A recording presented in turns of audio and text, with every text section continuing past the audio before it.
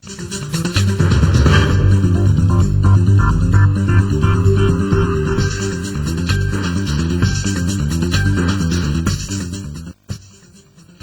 parti depuis ce matin pour les travaux de la 7e session ordinaire du Conseil économique, social et culturel au centre de la rencontre, la relance de l'économie nationale. Ils disent agir au nom de l'islam, mais le masque est tombé. Les forces armées de sécurité du Mali ont perquisitionné les logements des terroristes. Résultat, la découverte de l'argent de la drogue. Focus Santé, le grand format de cette édition, nous parle aujourd'hui du fibrome, une tumeur qui fatigue plus de 20% des femmes de plus de 30 ans. Voici pour les titres, mesdames, messieurs, bonsoir et bienvenue dans cette édition. Les dons en faveur de l'armée malienne se poursuivent. Le haut commissaire de l'Organisation pour la mise en valeur du fleuve Sénégal, OMVS, a remis ce matin au président de la République par intérim un chèque de plus de 62 millions de francs CFA. Ce don s'ajoute à celui d'une association des ressortissants de Bankounou en France qui contribue à l'effort de guerre à hauteur de 10 millions de francs CFA. Bourema Traoré était sur place, voici son reportage. Balai de donateurs ce lundi à la résidence présidentielle. Le président de la République par intérim a reçu une délégation de l'association des ressortissants de Bankounou en France. Cette association a remis au chef de l'État la somme de 10 millions de francs CFA comme contribution à l'effort de guerre. Et la somme est modeste mais elle est significative parce que tous les Maliens où vivent doivent y participer. Nous pensons que d'autres nous imitent et aillent au-delà de ce que nous avons fait. Un autre don remis au président Diongounda Traoré, c'est celui de la société Dougré et Frères. La SODOUF appuie l'armée malienne à hauteur de 6,5 millions de nos francs. 4 millions en espèces, et 1 tonne de poulet de chair d'une valeur de 2 millions et 200 alvéoles des œufs qui avoisine à 500 000 francs CFA. La contribution de taille en nature vient du grand distributeur céréalier du Mali, GDCM. Le PDG de la société offre à l'armée 20 000 tonnes de riz et 1500 cartons de sucre. Ce n'est pas tout. On a vu nécessaire de donner 20 000 cartons pendant 4 mois de biscuits et on a fait une remise exceptionnelle de 50 000 francs la tonne au lieu de donner à 350 000. Pendant toute l'année 2013-2014, on va donner le riz à l'armée à 300 000 francs. Le dernier acte de solidarité de la journée vient de l'Organisation pour la mise en valeur du fleuve Sénégal. Le haut commissaire de l'OMVS a remis au président Traoré un chèque de plus de 62 millions de francs CFA. À sa sortie d'audience, le donateur n'a pas souhaité s'exprimer. Audience à la primature, le Premier ministre Django Sissoko a reçu aujourd'hui le ministre délégué en charge des Français de l'étranger. À la tête d'une forte délégation, Mme Hélène Conway est porteuse des messages de soutien à l'endroit de quelques 6 000 Français résidant dans notre pays. Nous l'écoutons à sa sortie d'audience au micro de Awoy Touré. Ma visite est dans la continuation de la visite de François Hollande, qui est venu au Mali avec un message à la fois d'amitié et de confiance au peuple malien, qui traverse une période très difficile, mais qui a beaucoup de courage, qui montre beaucoup de courage. Et les forces françaises sont aux côtés des forces maliennes, mais le programme est beaucoup plus complexe maintenant pour le Mali. C'est à la fois retrouver son intégrité territoriale, mais aussi reconstruire un état de droit et puis aussi engager un dialogue qui est très important de réconciliation nationale. Donc nous avons abordé tous ces points-là et bien sûr je suis venue pour parler de sécurité des Français, de nos ressortissants ici, puisque je suis ministre délégué chargé des Français de l'étranger, c'est donc un thème qui m'est cher. Et ce que j'ai vu depuis hier, eh bien, c'est que nos Français sont installés au Mali depuis longtemps. Ils traversent la crise aux côtés des Maliens et ont bien l'intention de continuer à être au Mali demain. Donc je suis rassurée quant aux mesures qui sont prises ici par les autorités maliennes pour assurer la sécurité de nos ressortissants. Et puis une ville de Bamako où je vois quand même un certain calme et une grande sérénité, une vie normale, on m'a dit, et je ramène ce message-là à Paris. Ils ont le moral, vos compatriotes vivant ici au Mali? Oui, absolument, sinon ils seraient partis. Ils courbent le dos comme les Maliens, la situation est difficile, mais chacun a un bon espoir que la sortie est pour bientôt. Nous restons toujours avec le ministre délégué auprès du ministre des Affaires étrangères chargé des Français de l'étranger qui a animé cet après-midi une conférence de presse. C'était dans les locaux de l'ambassade de France au Mali. De cette conférence de presse, on retiendra la tenue d'une réunion de la mise en place de l'aide publique au développement avec le Mali. La conférence a également parlé du retour très prochain des entreprises françaises dans notre pays qui avaient suspendu leur activité depuis le mois de mars dernier. Reportage Mohamed Diarra. Devant la dizaine de journalistes qui ont fait le déplacement, la ministre chargée des Français de l'étranger a fait part de toute sa satisfaction de l'évolution de la situation au Mali. Une situation relative aux échanges qu'elle a eus avec les autorités maliennes et les représentants des entreprises françaises au Mali. Ces derniers qui avaient suspendu leurs activités au Mali suite aux événements de mars 2012 sont prêts à les reprendre. La France est convaincue que la feuille de route élaborée par le président de la République par intérim est une solution pour sortir le Mali de cette période difficile. Toutefois, la conférencière n'exclut pas l'hypothèse du dialogue entre les Maliens. Le Nord a besoin de parler avec le Sud, de faire en sorte que le Mali puisse avoir cette intégrité territoriale qui soit bien fixée et que chacun ait pu jouer son rôle et sa part dans cette réconciliation. Autre bonne nouvelle annoncée par la ministre française, c'est la reprise de l'aide publique au développement avec le Mali. Et la décision est attendue ce mardi 5 février au cours d'une réunion entre les Européens. Cette réunion doit concrétiser cette volonté des Européens et pas simplement de la France à venir en aide au Mali, aide qui avait été stoppée parce que vous connaissez les raisons. Donc demain doit être décidée en effet la relance de cette aide publique qui est nécessaire parce que quand on parle de sécurité, eh bien, on parle d'économie aussi, les deux sont intimement liés. La ministre a évoqué la décision de la fermeture des établissements scolaires français au Mali. Elle explique cette décision par des mesures de sécurité. La ministre a conclu ses propos en ces termes, je cite, « C'est ensemble que les Maliens pourront relever le défi de la reconstruction ». La France, aux côtés du Mali, des parlementaires français étaient à l'Assemblée nationale aujourd'hui. Après leur entretien avec le président par intérim de l'institution, les visiteurs du jour ont rencontré les députés maliens. Au menu des échanges, la consolidation du processus démocratique, une fois l'intégrité territoriale recouvrée. En clair, il s'agissait de voir comment renforcer d'une part la coopération entre parlementaires français et maliens et d'autre part construire une collaboration solide entre les sociétés civiles des deux pays. Donc nous écoutons le député de la 9e circonscription des Français de l'étranger qui nous donne plus de précisions sur ces deux rencontres. Il est au micro de Ramata Konati.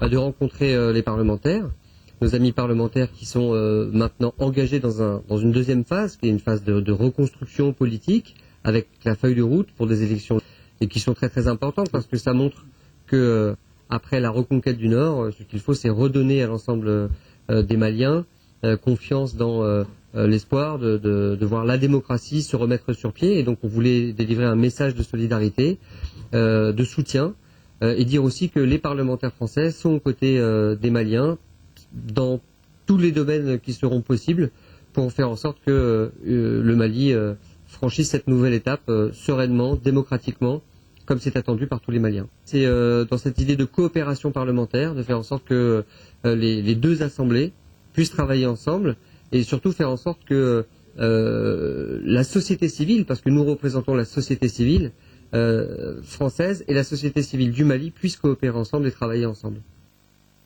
Je vous l'annonçais dans les titres, c'est ce matin que les travaux de la 7e session ordinaire de la 4e mandature du Conseil économique et social culturel ont commencé au siège de l'institution à Koulouba. La relance de l'économie nationale était au centre des travaux. À travers cet exercice institutionnel, les forces vives et de tous les acteurs du développement, le Conseil entend faire des propositions au pouvoir public en vue d'un développement harmonieux. Le compte rendu, c'est avec Mamari Koni. Les crises sécuritaires et institutionnelles que traverse notre pays depuis quelques mois ont précipité l'effondrement du tissu économique. Certaines entreprises ont mis la clé sous le paillasson, ce qui a poussé plusieurs travailleurs au chômage. L'hôtellerie et l'artisanat n'ont pas été épargnés. Pour apporter des réponses précises aux interrogations, le Conseil économique, social et culturel, en partenariat avec le programme des Nations Unies pour le développement, a jugé opportun de débattre de la relance de l'économie nationale. Il s'agit d'une invitation à un exercice institutionnel, républicain des forces vives et de tous les acteurs du développement dont les activités consistent à créer des richesses et à en assurer le partage pour le grand bonheur des populations. Il nous faut aussi ramener la joie dans les familles et permettre qu'un sourire rajeuni éclaire de nouveau le visage de l'orphelin, de la veuve ou du veuf, et pourquoi pas soigner la blessure de ceux et de celles dont l'intimité et la dignité ont été violées. Au nom du Premier ministre, le ministre du Travail et de la fonction publique chargé des relations avec les institutions a félicité le Conseil économique, social et culturel pour son souci d'apporter des solutions aux problèmes que connaît notre économie nationale. Nous sommes prêts à écouter les acteurs, à connaître leurs difficultés, à voir qu'est-ce qu'on peut faire pour que, comme je l'ai dit, cette spirale soit enrayée, qu'on reprenne le cercle vertueux de l'investissement, de la création d'emplois, de la création de la richesse. Abordant le thème de la présente session, le ministre de l'économie, des finances et du budget a brossé l'état de notre économie. Il a aussi rappelé les mesures prises par le gouvernement pour contenir les effets de la crise. Nous devons tous nous convaincre également que la relance de l'activité économique et la croissance dépendront beaucoup plus de la performance des entreprises, notamment en termes de productivité et de capacité managériale, que de dérogations fiscales ponctuelles qui sont source de distorsion dans la compétitivité globale de l'économie. Plusieurs communications ont été faites à l'ouverture des travaux par quelques institutions de la République. Il s'agit de l'Assemblée nationale, de la Cour suprême, de la Cour constitutionnelle et du Haut Conseil des collectivités. Les intervenants ont tous insisté sur la pertinence du thème de cette 7e édition ordinaire du Conseil économique, social et culturel, dont les travaux dureront 2 semaines. Nous restons au niveau de cette institution. Après la récupération des zones sous occupation, l'urgence demeure aujourd'hui l'ouverture rapide des voies de la reconstruction et de la réhabilitation. Telle est la conclusion du coordinateur du système des Nations Unies au Mali qui s'est adressé ce matin aux membres du Conseil économique, social et culturel. Écoutons Aurélien Agbenonsi au micro de Mamari Kone. Je crois que le thème que vous avez choisi, Monsieur le Président, à savoir la relance économique, semble témoigner de l'affirmation d'un engagement politique, d'un leadership qui, je pense, est nécessaire si nous devons trouver, si vous devez trouver des solutions rapides à cette situation. Je crois que c'est un signal fort que vous donnez aussi à plusieurs partenaires engagés dans cette bataille, le secteur privé et, j'ose le dire, les partenaires au développement, sur l'urgence et la nécessité d'ouvrir très rapidement les voies de la reconstruction et de la réhabilitation. Mais, Monsieur le Président, je ne résiste pas à l'envie de vous dire que vous avez, et le gouvernement par l'adoption de la feuille de route, vous avez posé ou vous êtes engagé dans une autre étape de la bataille. La bataille dont il s'agit, c'est cette bataille que nulle frappe aérienne, nulle attaque de blindés ne peut gagner. Il s'agit d'une bataille qui doit désamorcer une bombe à retardement. Cette bombe à retardement, c'est le nombre de jeunes, c'est le nombre de femmes, c'est le nombre de travailleurs qui peuplent les banlieues de nos villes, qui peuplent nos campagnes et qui appellent au secours. Et cette bataille-là, c'est avec des mesures fermes, c'est avec la rigueur dans la gestion, c'est avec la création de richesses, donc c'est avec la relance de l'économie que l'on peut la gagner. Il y a quelques jours, 29 officiers, sous-officiers et hommes de troupes ont été mis en liberté provisoire. Cet acte de la justice a provoqué une scène de rassemblement au niveau du camp des commandos parachutistes. Certains hommes politiques et quelques presses internationales entendent récupérer cette situation pour perturber la stabilité du Sud. Le chef d'état-major général des armées a tenu à apporter des éclaircissements sur le sujet. Du coup, il met en garde tous ceux qui ne respecteraient pas le règlement de l'armée. Le général de brigade Ibrahima Daïrou Dambélé est au micro de Mariam Sagara. Ça a commencé depuis le 30 avril où il y a eu un contre-putsch. Mais avant qu'il ne déclenche, avant que les éléments du régiment ne se lancent dans Bamako, j'ai pris contact avec leur commandant de régiment à l'époque, le colonel Abdina Guindo. Je lui ai demandé qu'est-ce qu'il y a comme problème. Il dit que ces éléments se sont révoltés et qu'ils veulent monter à Kati. Et si c'est ce qui est la réponse à vos problèmes, montez là-bas et laissez Bamako tranquille. Mais depuis mon arrivée, je vous ai dit que j'ai besoin de ce régiment pour renforcer mon effectif sur le terrain. Aujourd'hui, le Mali n'a pas besoin de tout ça. Il faut inviter vos éléments à rentrer dans les casernes. Malheureusement, 2 heures après, c'est le même colonel qui appelle pour dire qu'il a le contrôle de l'ERTM. En faisant quoi? En tuant les forces de sécurité de la garde nationale qui avaient la sécurité de l'ERTM et prendre l'ERTM sous son contrôle et ensuite continuer sur l'aéroport et tuer les éléments de l'armée de l'air qui avaient ce contrôle. Et en ce moment, il nous a appelé pour nous dire qu'il a le contrôle de l'ERTM et de l'aviation. Avec ça, je dis maintenant, il a dépassé le cadre, ce n'est plus la direction de Kati, ça, il a tué des innocents. Mais 48 heures après cet affrontement, le ministre de la Défense a vu qu'il est urgent de les appeler à aller se présenter au niveau de la gendarmerie. L'effectif qu'on a trouvé, on voyait ce côté qu'il était nécessaire de prendre contact avec eux pour leur parler et qu'il y ait plus de sécurité à l'intérieur de Bamako.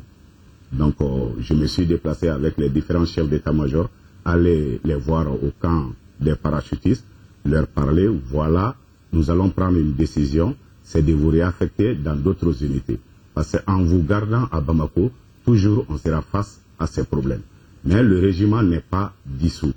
Après, comme on a ce problème du Nord sous les bras, vous allez partir dans les autres unités et vous allez combattre auprès de vos frères d'armes. Donc après cet entretien, on a pris toutes les dispositions, mettre des cars à leur disposition et prendre tous les états financiers pour les affecter dans leur régiment respectif. Est-ce que tout le monde a rejoint son unité d'affectation? Non, tout le monde n'a pas rejoint. À la date d'aujourd'hui, il y a 417 éléments parmi eux qui ont rejoint les unités d'affectation. Et il y a plusieurs d'ailleurs même qui sont en train de se battre sur le terrain, que ce soit à Tombouctou, à Gao, avec leurs frères d'armes. Mais il y a une partie qui est restée à Bamako, refusant d'obéir aux ordres des autorités militaires.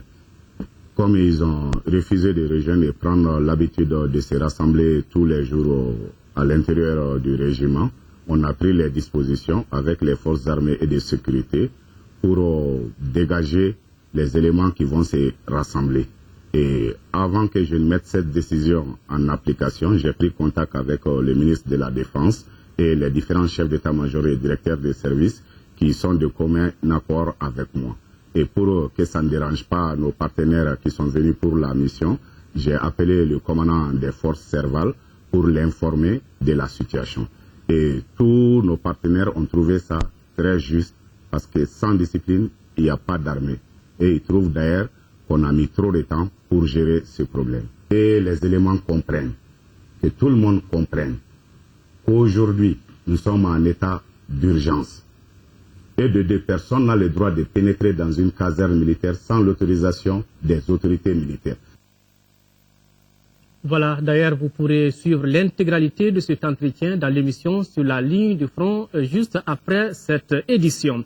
Séance de travail cet après-midi entre le ministre délégué auprès du ministre de l'administration territoriale et de la décentralisation de l'aménagement du territoire et le conseil du district de Bamako. Objectif, analyser la conduite de la gestion publique et les différentes préoccupations actuelles de notre pays.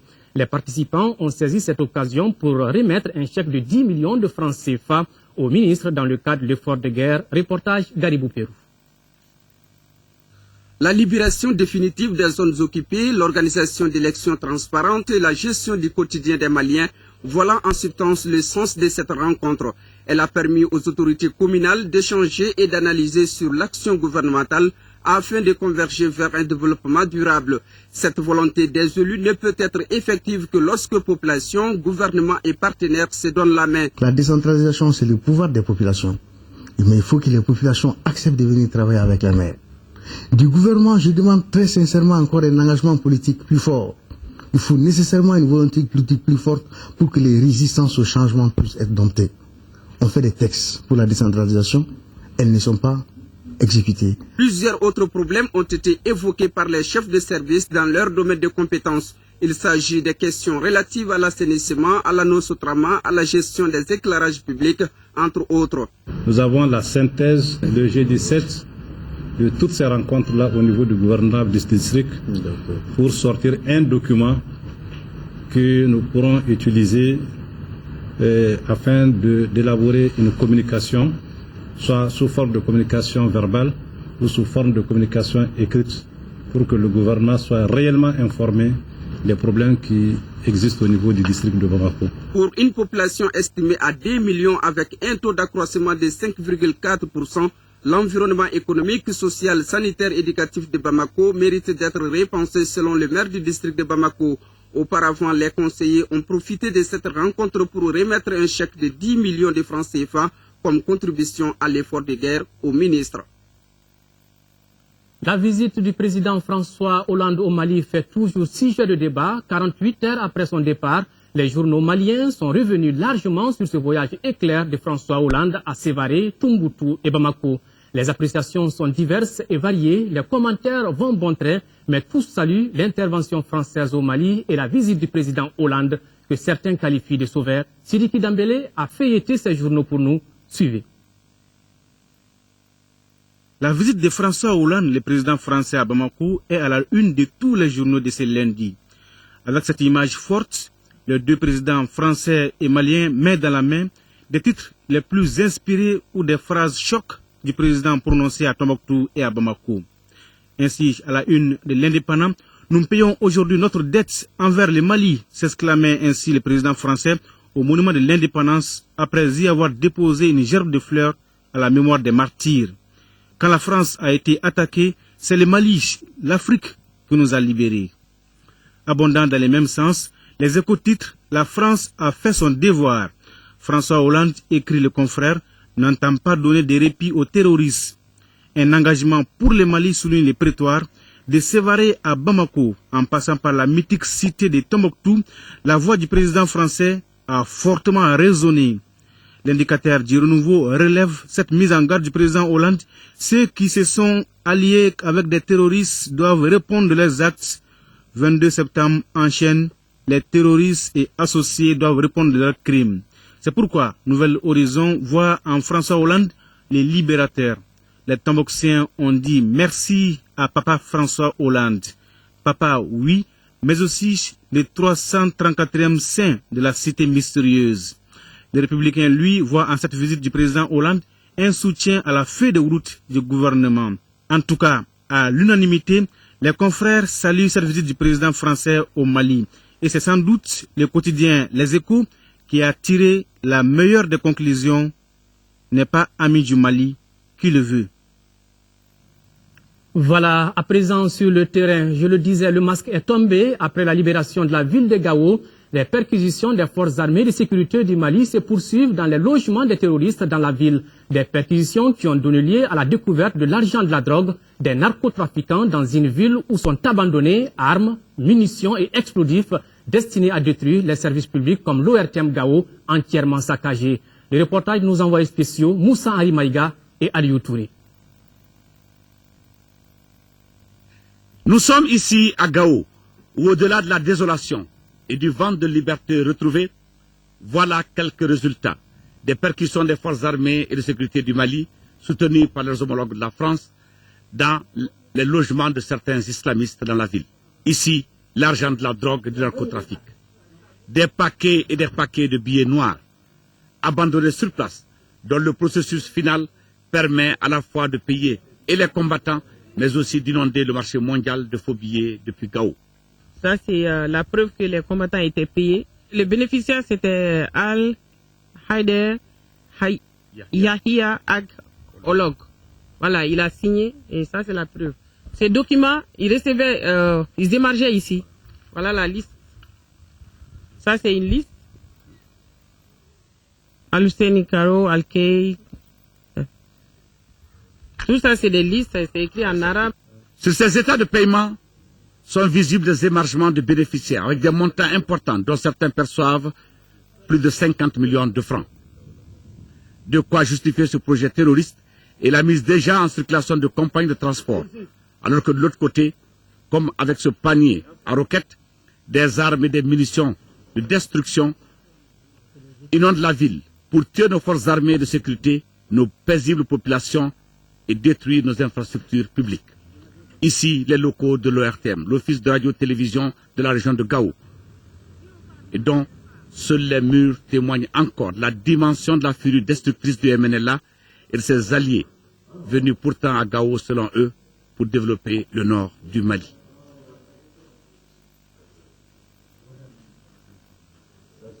Voilà, l'ORTM sera debout très bientôt. Le ministre de l'Action humanitaire, de la solidarité des personnes âgées vient d'offrir une quantité importante de vivres et de moustiquaires imprégnés aux populations déplacées du nord de Ségou. Ce don devra permettre d'alléger la souffrance des bénéficiaires et ce don a coûté 35 millions de francs CFA. Brema Kone. 50 tonnes de riz, 5 tonnes de farine, 2 tonnes de dattes, 250 cartons de kits alimentaires, 3 balles de moustiquaires imprégnées à l'insecticide pour les déplacés du nord à Ségou. Voilà à quoi ressemble ce don effectué par le ministre de l'Action humanitaire, de la solidarité des personnes âgées, Dr Mamadou Sidibé. Le geste contribue à redonner la joie aux populations déplacées du nord à Ségou qui attendent très prochainement leur retour dans leurs localités respectives. Nous souhaitons retourner bientôt, retrouver nos parents et nos familles. Nous déplacés remercions aussi la population de Ségou pour l'accueil réservé. L'événement nous donne à plus d'un titre un motif de satisfaction quand on sait la souffrance vécue par ces populations déplacées. Le donateur a adressé un message d'encouragement aux logeurs de ces déplacés et a réitéré l'engagement de l'État dans la sécurisation des zones jadis occupées par les terroristes. L'armée malienne et ses partenaires sont en train d'essayer de faire l'effort de sécuriser toutes les villes libérées parce que vous savez que ces terroristes et ces djihadistes ont laissé beaucoup de mines derrière eux. Donc il faudrait encore un peu de temps pour pouvoir sécuriser ces zones.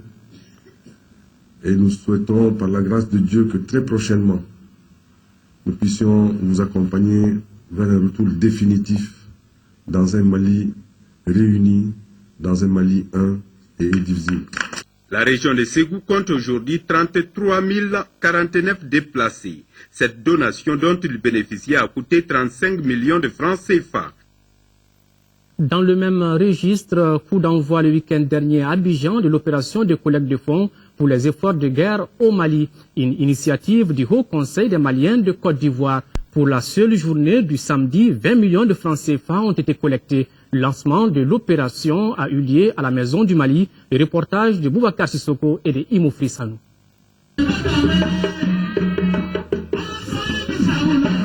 Contribuer à l'effort de guerre est un devoir patriotique. Comme dit l'adage, aide-toi, le ciel t'aidera. Les Maliens de Côte d'Ivoire ont fait la leur cette maxime en mettant la main à la poche pour venir en aide à l'armée malienne en cette période de guerre. Cette collecte s'étend sur un mois et les points de dépôt sont identifiés. Pour cette première journée, 20 millions de francs CFA ont été récoltés par les organisateurs. Cette grande mobilisation démontre d'une part de votre engagement patriotique et d'autre part du témoignage de la grande amitié de tous les frères pays ressortissants de la CEDEAO à l'endroit de notre pays. Le Conseil des Maliens de Côte d'Ivoire invite les Maliennes et Maliens de la Côte d'Ivoire à tous les amis du Mali à faire parler leur cœur pour assister le Mali. Cette promptitude de nos compatriotes en Côte d'Ivoire n'étonne guère, car depuis le début de cette crise au Mali, ils sont les premiers de la diaspora à soutenir l'armée. J'invite ceux qui veulent se manifester à ne pas hésiter. Ce soutien, nous le faisons pour nous-mêmes. Qui n'a pas un parent militaire? Qui n'a pas un ami militaire? Qui n'a pas une connaissance parmi les militaires? Alors ce soutien, c'est pour nous. Qui n'a pas une famille déplacée qui souffre maintenant dans sa chair? Alors ce soutien, c'est pour nous-mêmes que nous le faisons. Cette opération de soutien à l'effort de guerre est un élan de patriotisme à encourager. Cet exemple doit être suivi par nos compatriotes des autres pays d'où qu'ils se trouvent, a estimé Younousi Touré, président par intérim de l'Assemblée nationale du Mali. Par ailleurs, lors d'une visite en Côte d'Ivoire du professeur Dioncounda Traoré, président de la République par intérim, C.C. Koumé, un opérateur économique malien à Abidjan, a remis 100 millions de francs CFA pour l'armée. Cette mobilisation collective en faveur de l'armée est une réponse à l'appel du président Traoré suite à l'attaque de la ville de Konan par les djihadistes. Une prière en faveur de la paix a mis fin à la cérémonie. D'un soutien à un autre, l'association Colomba et l'association de la Voix du Mali, en partenariat avec la mairie d'Aubervilliers, ont organisé une marche de soutien au peuple malien le week-end dernier.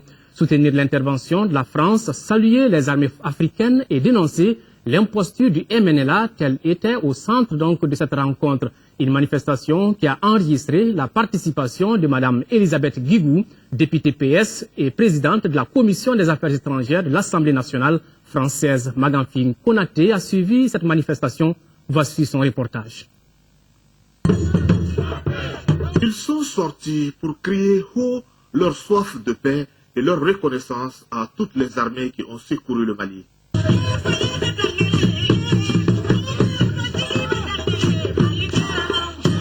Merci beaucoup à l'armée malienne, à l'armée française et à l'armée de la sous-région africaine. Parmi les soutiens à cette manifestation, une forte communauté africaine, mais aussi la présidente de la Commission des affaires étrangères de l'Assemblée nationale française, Elisabeth Guigou, a fait ses vœux. Du peuple malien, et nous espérons de tout cœur que l'armée française pourra repartir rapidement, parce que ça voudra dire que que le peuple malien aura repris l'intégralité du territoire et que la vie pourra redevenir plus normale après des élections et du développement pour donner du travail aux jeunes. Pour le maire d'Aubervilliers, cette manifestation est un gage de soutien des immigrés maliens de sa commune. Nous savons à quel point l'immigration malienne en France est à la fois autonome et parfois critique par rapport à un certain nombre d'événements. Le fait qu'ils soutiennent l'engagement de la France au Mali nous rassure. Tout en scandant l'indivisibilité du Mali, les initiateurs ont insisté sur la réconciliation, l'unité, la solidarité et la tolérance, gage d'un lendemain meilleur pour le Mali. Vive le Mali! Vive! Mali est encore! Beaucoup d'humanitaires dans cette édition. Les questions humanitaires et le retour de l'administration sont entre autres points saillants d'une rencontre d'échange tenue ce matin ici à Bamako par le collectif des ressortissants du Nord. Il s'agissait de faire des propositions dans le cadre de la consolidation des acquis. Reportage Tiemogo Konati. Le collectif des ressortissants du Nord en conclave pour discuter à nouveau de la situation de cette localité retrouvant progressivement la liberté. La rencontre s'articule autour de certains points essentiels, les causes de la rébellion, les questions humanitaires, les retours de l'administration et les négociations futures. S'agissant du premier point, nombreux sont les intervenants pointant un doigt accusateur sur le mode de gouvernance au cours de ces dernières années. Rappelez-vous qu'en 1990, il y a eu des choses graves qui ont été commises par ceux qui ont pris les armes contre l'État. Ils ont bénéficié de tous les privilèges. Ceci n'a pas empêché que sur la base des mêmes arguties, ils récidivent en 1994. Ils ont eu les mêmes privilèges. En 1996, la même chose. En 2006. Et pendant ce temps, la majorité des enfants du Nord, elles souffrent. Et ces cris de cœur ne sont pas pris en compte. Il s'agit pour le collectif de faire des propositions susceptibles de consolider les acquis. L'objectif général étant le développement durable. Le Coran veut éviter une dynamique communautaire, ethnique ou ethniciste. La crise que nous traversons est une crise sociétale très profonde qui ne peut être résolue que lorsque l'ensemble des communautés se mettent d'accord. À la question de savoir si les négociations avec les groupes armés doivent être démises, le Coran répond. Nous n'en sommes pas là. Une question a été posée. Le Coran est en train de réfléchir comment apporter la meilleure réponse possible. Mais il est clair que dans tout conflit, il doit y avoir un dialogue. Et le Coran aussi est convaincu que l'impunité ne doit pas être de mise envers quelque mouvement qu'il soit. Les différentes propositions seront amendées et transmises à qui des droits. Nous avons essayé de mettre Les intellectuels maliens s'investissent à la recherche de dénouement heureux à la crise politique que connaît le Mali. Ils viennent d'organiser un cercle de réflexion sur ce qu'ils peuvent apporter comme contribution pour le retour de la paix dans notre pays. Cette rencontre d'échange était organisée par le mouvement Mali Valère, Adama Koulibaly.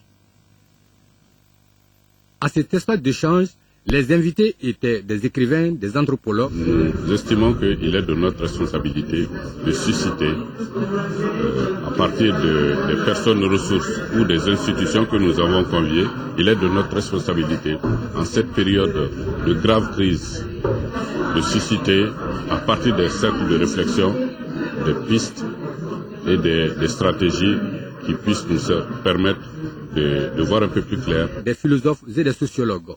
Ils veulent désormais se faire entendre et apporter leur connaissance sur le terrain de la reconstruction du pays. Après le tour de table, le président du mouvement Mali Valeur a campé le décor pour le conclure avec la question où en est le Mali. En réponse à cette interrogation, ils étaient nombreux les participants à donner leur point de vue. Réorganisation de l'État avec comme préoccupation la justice, l'armée et l'école. D'autres soulignent la mise en place de structures fortes pour le respect de nos valeurs sociétales. L'attention a été surtout concentrée sur la création de réseaux pour faire valoir le contenu de certaines œuvres parlant de la société malienne. La maison d'édition où nous sommes a fait imprimer par l'Harmattan à Paris un livre que j'ai écrit qui s'appelle « Ces mots d'hivernage suivis de palabres pour Tombouctou ». C'était en septembre 2011. Par rapport à ce que je viens d'entendre, que le Mali dispose d'un réservoir de sagesse, de connaissances, de références historiques qui peuvent toujours inspirer les actions des hommes et des femmes qui auront la charge de définir la destinée politique, économique, culturelle et sociale de ce pays. La tenue de ce cercle de réflexion a été bien saluée. Le mouvement Mali Valeur entend rester dans cette perspective d'organiser des débats de ce genre. L'association de développement de quartier club des amis Mekin Sikoro a procédé ce matin au centre Awakeita au lancement d'un nouveau programme pour lutter contre les pires formes de travail des enfants. Ce projet, d'un coût de 160 millions de dollars, 160 000 dollars, soit plus de 7 millions de francs CFA, interviendra dans les communes 2, 3 et 4 du district de Bamako et dans le cercle de Nyoro en 4e région. Ce programme d'une durée d'1 an portera surtout sur les actions de sensibilisation et de la formation des jeunes du secteur informel. Compte rendu, Abdelrahman Maïga. Recenser les secteurs d'activité dans lesquels les enfants sont astreints, organiser des séances de plaidoyer et de sensibilisation et enfin initier des sessions de formation sur les risques liés aux pires formes de travail des enfants. Voilà entre autres activités qui seront exécutées par le projet d'appui à la réinsertion socio-professionnelle des enfants. À travers ce projet, de 160 000 dollars, soit plus de 7 millions de francs CFA, l'association de développement de quartier Club des Amis de Mertin Sikoro ambitionne de lutter contre les pires formes de travail des enfants. Les zones couvertes par ce programme d'un an sont le cercle de Nyono et les communes 2, 3 et 4 du district de Bamako. Près de 7 enfants sur 10 âgés de 5 à 17 ans sont économiquement actifs, alors que leur taux de fréquentation scolaire se situe à 40%. Quelle que soit la forme de travail exercée, les enfants sont exposés à une pluralité de dangers qui sont d'ordre mécanique, physique, chimique, ergonomique ou autre. Ils travaillent durant de longues heures au soleil sans aucune mesure d'hygiène et de sécurité. En initiant ce projet, l'association de développement Cercle des Amis de Mertin Sikoro vise un certain nombre d'objectifs. Il s'agit notamment du renforcement des capacités des partenaires locaux sur les conséquences liées aux pires formes de travail des enfants, de soutenir les programmes visant à réduire et à prévenir le travail des enfants et enfin de permettre une intégration des connaissances acquises dans les discussions de planification du secteur éducatif. C'est un programme qui s'étend sur 10 mois. Il y aura la sensibilisation, le volet sensibilisation, il y aura le volet formation professionnelle, il y aura aussi la vaccination parce que c'est des enfants qui sont exposés à toutes sortes de risques. Pour atteindre ces objectifs, le programme prévoit dans un premier temps de toucher environ 600 jeunes dont 300 filles par les activités de sensibilisation et de formation sur les conséquences des pires formes de travail des enfants. Parmi ces 600, 200 jeunes dont 100 filles et 100 garçons âgés de 14 ans exerçant dans le secteur de l'économie informelle urbaine seront retirés des pires formes de travail et bénéficieront à cet effet des actions de formation professionnelle. Le Mali, à l'instar de la communauté internationale, commémore ce lundi 4 février la journée mondiale de lutte contre le cancer. Le thème retenu pour cette édition est « Prévenir le cancer, c'est possible ». Malgré l'existence de traitements et de mesures préventives, le cancer fait plus de 7,6 millions de décès et plus de 12 millions de nouveaux cas par an à travers le monde. À l'occasion de cette journée, le ministre de la Santé, Soumana Makadji, a fait une déclaration dont nous vous proposons un extrait au micro de Fademba Keïta. L'Union internationale contre le cancer rappelle que 20% des cancers diagnostiqués sont attribuables à des infections virales ou bactériennes. Pour l'essentiel, 4 agents infectieux sont susceptibles de provoquer un cancer. Le virus de l'hépatite B, le virus de l'hépatite C, le cancer du col de l'utérus et le cancer de l'estomac. La proportion des cancers liés à une infection est 3 fois plus grande dans les pays pauvres, 26%, que dans les pays développés, 8%. Cette journée de prévention est aussi l'occasion de revenir sur l'importance du mode de vie pour lutter contre la maladie. Il s'agit des précautions très simples. Ne pas consommer de tabac, ne pas boire d'alcool trop fréquemment, bien se nourrir et faire du sport. Ces dispositions permettraient aussi de réduire de 40% le nombre des cas de cancer. Le tabagisme à lui seul est à l'origine d'environ 1,5 million de décès dus au cancer chaque année. Depuis quelques années, notre pays a réalisé des avancées significatives en matière de lutte contre les cancers. On peut citer, entre autres, l'introduction du dépistage du cancer du col de l'utérus dans le paquet minimum d'activité, l'existence d'un centre de prise en charge des cancers invasifs du col utérin au CHU Gabriel Touré, le traitement du cancer par la chimiothérapie au CHU du Point G, il se soigne et des mesures de prévention existent. En santé, on y reste. La chronique santé du jour s'intéresse à une tumeur qui fatigue plus de 20% des femmes de plus de 30 ans, pouvant être la cause de douleurs, de saignements, d'avortements répétés et même d'infertilité. Le fibrome est plus rencontré chez la femme noire que la femme blanche. Une femme peut en avoir une ou plusieurs et les médecins ne cherchent à l'enlever que quand il commence à causer des problèmes. Focus Santé, une réalisation de Kessira Emmanuel Dambélé.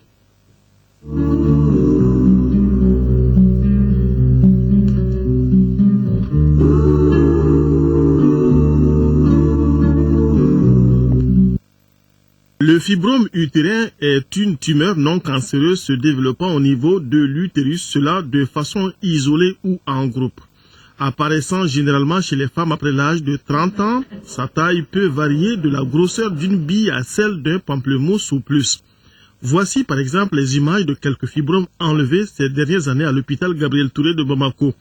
20% des femmes de 30 ans qui n'ont pas d'enfants ont un ou plusieurs fibromes et dans la population féminine, 1 à 4% des femmes enceintes ont un fibrome. Pour ce qui est de l'origine de cette tumeur, peu de facteurs sont reconnus avec certitude. Le fait de ne pas avoir d'enfants est un facteur de risque. À côté de ça, on a également d'autres facteurs favorisants, surtout la race. On a constaté que la femme noire fait 3 à 4 fois plus de fibromes que la femme blanche.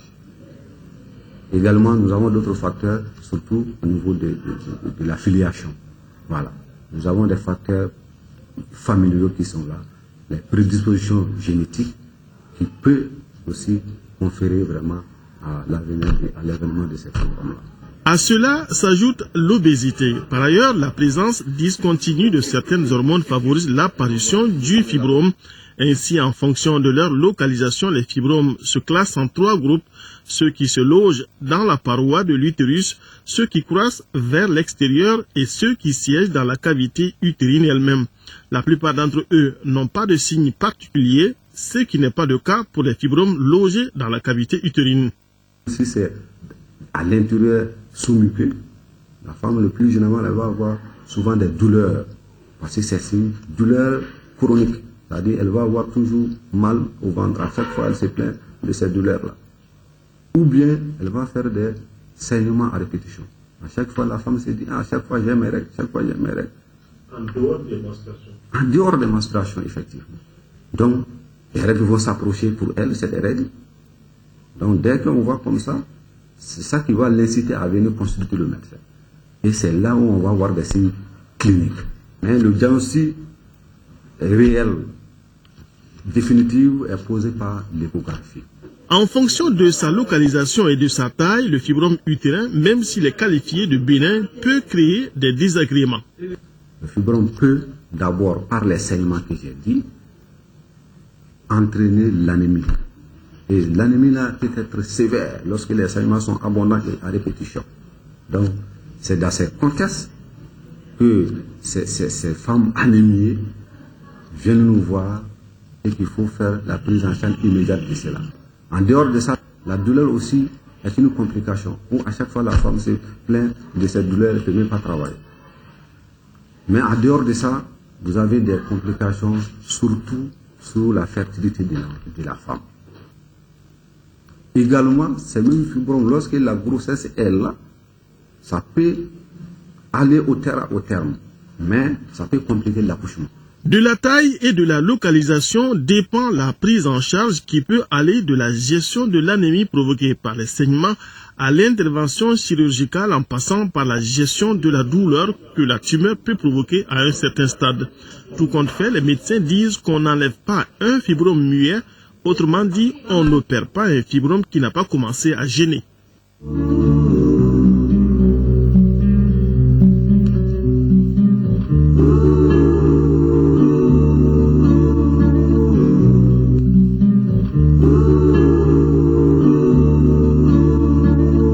Voilà, c'est tout pour cette édition. Merci à tous ceux qui ont aidé à sa réalisation.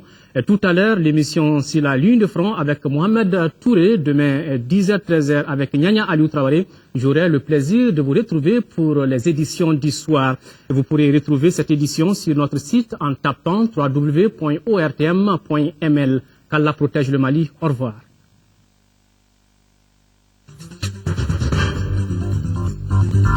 Thank you.